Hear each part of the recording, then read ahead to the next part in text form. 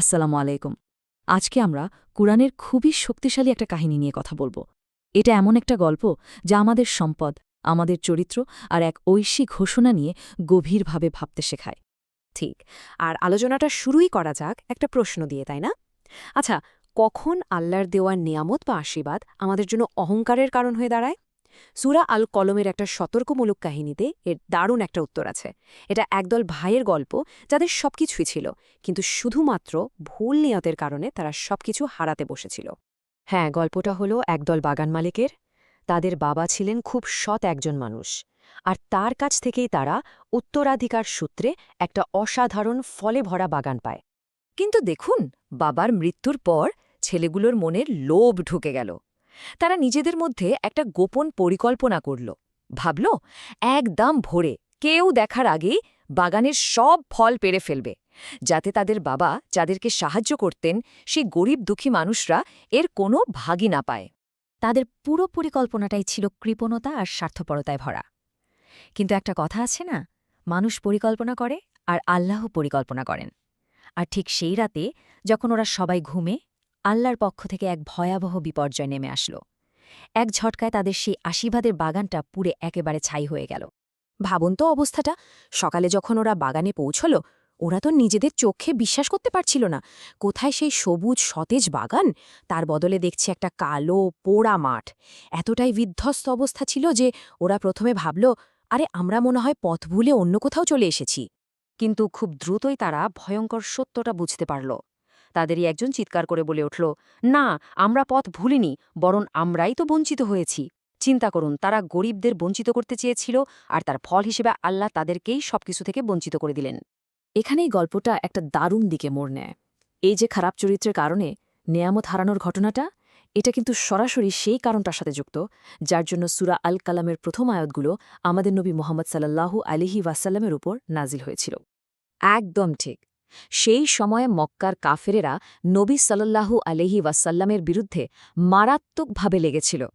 তার আল্লাহর বাণীকে মানুষের কাছে ছোট করার জন্য তারা একটা জঘন্য অপবাদ ছড়াচ্ছিল। তারা বলছিল, তিনি নাকি মজনুন, মানে পাগল। আর এই জঘন্য অপবাদের জবাবেই আল্লাহ এই ক্ষমতাশালী আয়াতগুলো নাজিল করেন। সূরাটা শুরুই হচ্ছে এক অসাধারণ শপথ দিয়ে, নুন ওয়াল কালামে ওয়ামা ইয়াসতুরুন। নুন, শপথ কলমের এবং যা তারা লিখে তার। কি অসাধারণ শুরু! কলম তো জ্ঞান, সত্য আর ওয়াহির প্রতীক। আর এমন একটা মহান জিনিসের শপথ করে আল্লাহ প্রথম যে কথাটা বললেন তা হল, মা আনতা বিনিয়ামতি রব্বিকা বিমজনুন। আপনার রবের অনুগ্রহে আপনি পাগল নন। একেবারে সরাসরি আর চূড়ান্ত জবাব। পার্থক্যটা একবার দেখুন। একদিকে মানুষের বানানো মিথ্যা একটা অপবাদ, আর অন্যদিকে স্বয়ং আল্লাহর পক্ষ থেকে আসা চূড়ান্ত সত্য। ওরা বলছে পাগল, আর আল্লাহ বলছেন, আমার অনুগ্রহে আপনি পাগল নন। এর চেয়ে বড় সার্টিফিকেট আর কি হতে পারে? আল্লাহ শুধু তার নবীর উপর থেকে অপবাদী দূর করলেন না, এরপর তাকে এক অসাধারণ পুরস্কারের কথাও বললেন।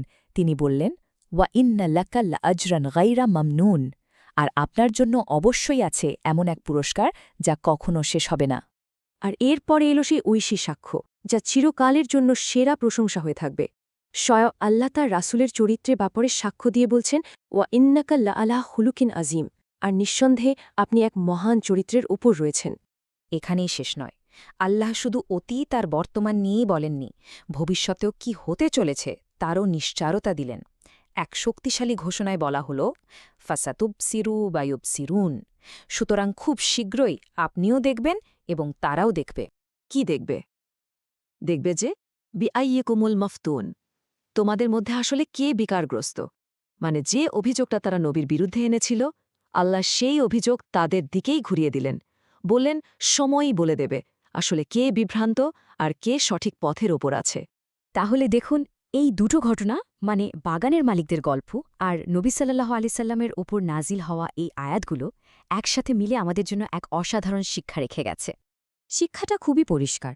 একদিকে সেই বাগানের মালিকরা, যারা তাদের চরিত্রে লোভ আর অহংকারকে প্রশ্রয় দিয়েছিল, আর তার ফলে তারা তাদের নিয়ামত হারিয়েছিল। আর অন্যদিকে আমাদের নবী সাল্লাল্লাহু আলাইহি ওয়াসাল্লাম, যিনি ছিলেন সর্বশ্রেষ্ঠ চরিত্রের অধিকারী। এত কঠিন পরীক্ষার সময়ও তিনি ধৈর্য ধরেছেন, আর তাই স্বয়ং আল্লাহ তাকে রক্ষা করেছেন, পুরস্কৃত করেছেন। এবং তার সম্মানকে সর্বোচ্চ আসনে বসিয়েছেন। আর এটা আমাদের সবার জন্য একটা গভীর চিন্তার বিষয়, তাই না? আমাদের নিজেদেরকে প্রশ্ন করা উচিত, আমার জীবনের সবচেয়ে বড় নিয়ামত কোনটি, আর আমি কি আসলে কৃতজ্ঞতার মাধ্যমে সেই নিয়ামতকে রক্ষা করছি? আমরা কিভাবে নিশ্চিত করতে পারি যে আমাদের পাওয়া আশীর্বাদগুলো যেন সেই বাগান মালিকদের মতো অহংকারের কারণ হয়ে না দাঁড়ায়, যা শেষ পর্যন্ত শুধু ধ্বংসই ডেকে আনে? এ প্রশ্নগুলো নিয়ে ভাবার আমন্ত্রণ জানিয়ে আজকের মতো এখানেই শেষ করছি। ধন্যবাদ।